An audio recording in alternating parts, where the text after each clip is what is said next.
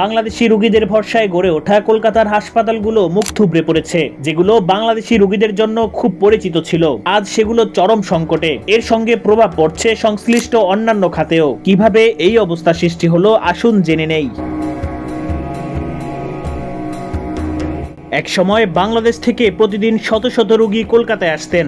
উন্নত চিকিৎসা, খরচ কম এবং ভিসার প্রক্রিয়া সহজ হওয়ার কারণে কলকাতার হসপিটালগুলো বাংলাদেশি রোগীদের জন্য আকর্ষণীয় ছিল। কিন্তু সময়ের সঙ্গে দৃশ্যপট পাল্টে গিয়েছে। এখন রোগীর সংখ্যা এতটাই কমে গেছে যে কলকাতার হাসপাতালগুলো আর আগের দৃশ্য দেখা যাচ্ছে না। বাংলাদেশি রোগী কমে যাওয়ার মূল কারণ হিসেবে উঠে এসেছে ভিসার কড়াকড়ি। চিকিৎসা ভিসা পেতে দীর্ঘ সময় লাগা এবং ভ্রমণ অনুমোদনে বাধা তৈরি হওয়ার কারণে অনেকেই কলকাতা থেকে মুখ ফিরিয়ে নিচ্ছেন। এছাড়া রাজনৈতিক কিছু ইস্যুর কারণে কলকাতা থেকে বাংলাদেশি রোগীরা মুখ ফিরিয়ে নিচ্ছেন।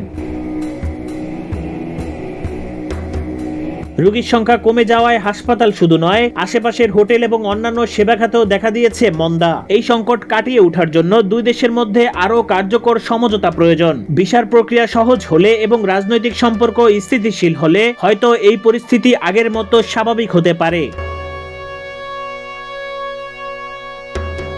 বাংলাদেশি রোগীদের পদচারণা আবার কি ফিরবে এই কলকাতার হাসপাতালগুলোতে? হাসপাতাল কর্মীরা কি ফিরে পাবে তাদের পুরনো ব্যস্ত জীবন? এর উত্তর সময় বলে দেবে।